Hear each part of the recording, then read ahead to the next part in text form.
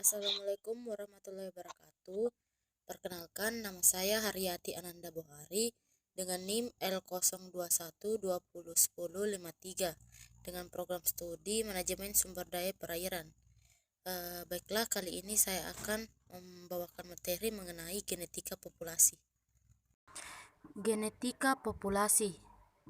Genetika populasi adalah cabang ilmu genetika yang mempelajari gen-gen dalam populasi dan menguraikan secara matematik akibat dari keturunan pada tingkat populasi. Dan populasi adalah suatu kelompok individu sejenis yang hidup pada suatu daerah tertentu. Selanjutnya mengenai materi genetik, di mana molekul yang berperan sebagai materi genetik adalah asam nukleat. Asam nukleat terdiri dari dua, yaitu DNA atau deoksiribonukleik acid dan RNA atau ribonukleik acid.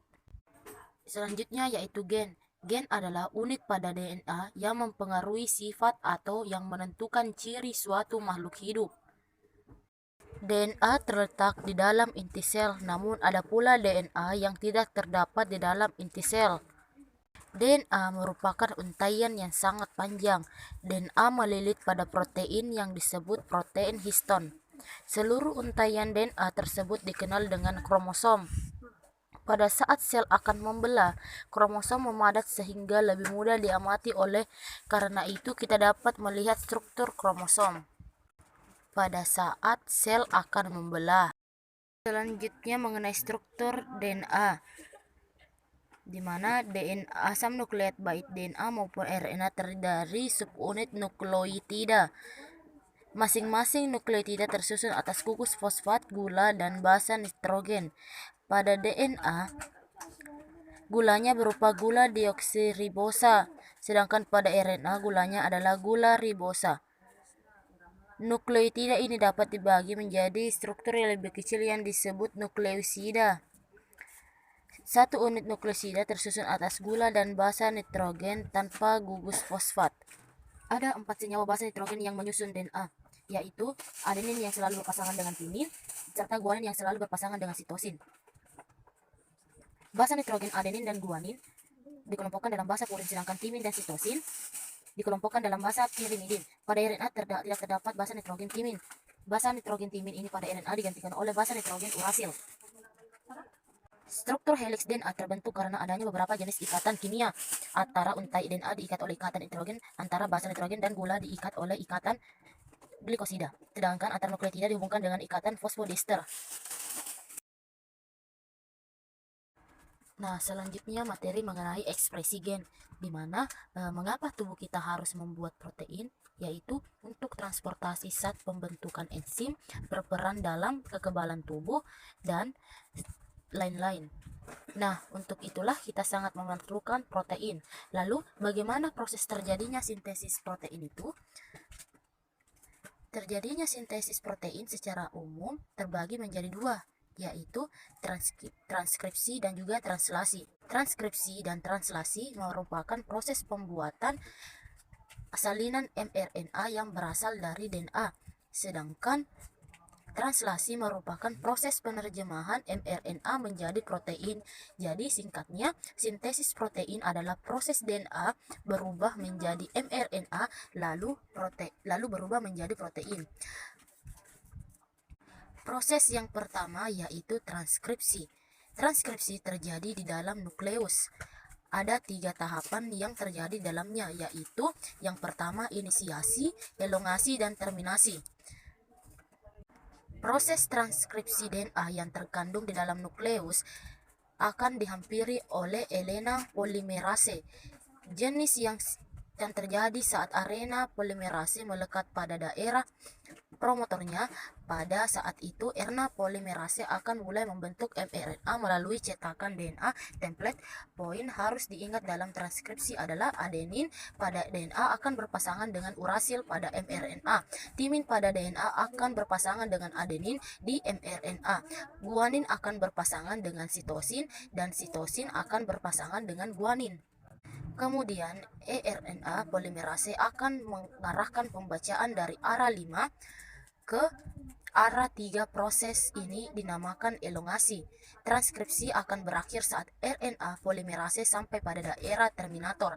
mRNA yang telah terbentuk mengandung urutan 3 basa nitrogen yang dikenal dengan kodon. Selanjutnya, mRNA atau yang dikenal dengan kodon ini akan meninggalkan nukleus melalui pori-pori nukleus menuju sitoplasma untuk memulai translasi.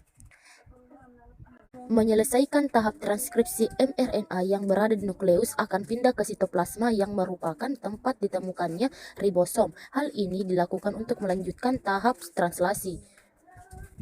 Pangeran Aini berperan sebagai cetakan untuk pembuatan protein. Sebagaimana kita ketahui, mRNA mengandung 3 urutan basa nitrogen yang disebut kodon, sehingga poin yang harus diingat ialah translasi merupakan proses penerjemahan mRNA untuk dibuat menjadi protein.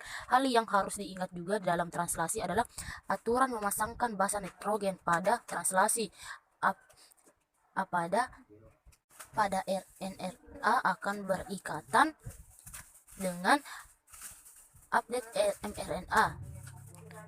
Pada mRNA akan berikatan dengan tRNA. Pada mRNA akan berikatan dengan C pada tRNA, dan C akan berdekatan dengan G pada tRNA. Di sana dengan transkripsi, translasi juga memiliki 3 tahap, yaitu inisiasi, elongasi, dan terminasi. Tahap translasi dimulai saat ribosom subunit kecil terikat pada mRNA. Ribosom subunit kecil ini akan bergerak dari arah 5 ke arah 3 ketika sudah menemukan kodon tRNA yang membawa asam amino metionin dan antikodon UACJ akan melekat pada mRNA. Kemudian setelah terlihat pada mRNA, maka ribosom subunit besar akan datang dan terlihat juga bersama ribosom subunit kecil untuk melengkapi proses inisiasi ribosom. Ribosom subunit besar memiliki 3 daerah asid dan daerah P atau peptidil site dan daerah E atau exit site. Saat daerah proses elongasi asam amino yang lain akan dibawa pada rantai mRNA oleh eRNA transfer dengan membawa antikodon. Klub dapat mengetahui jenis asam amino yang mengkode kodon, maka dapat dilihat pada tabel triple kodon. Misal jika pada mRNA kodon AUG, maka asam amino yang terbentuk ialah metionin, begitupun seterusnya. Selanjutnya, asam amino yang baru ini akan memasuki daerah AL, lalu ikatan peptida akan terbentuk di antara kedua asam amino pada daerah P. Saat itu, ribosom akan berpindah ke triple kodon lain yang ada pada RNA, sehingga terlinap yang sudah melepaskan asam aminonya akan berada di daerah E dan bersiap untuk keluar. Kemudian daerah bersiap untuk ditempati tRNA yang baru. Siklus ini akan terus berulang sampai pada tahap terminasi. Tahap terminasi terjadi jika salah satu dari 3 stop kodon berada di daerah akod, dan ini dikenal oleh protein yang dikenal dengan relief faktor. Saat tragis faktor memasuki daerah A, secara otomatis polipeptida akan rilis dari ribosom dan ribosom pun akan berpisah dan bersiap untuk melakukan translasi yang baru. Nah, polipeptida inilah yang dikenal sebagai protein.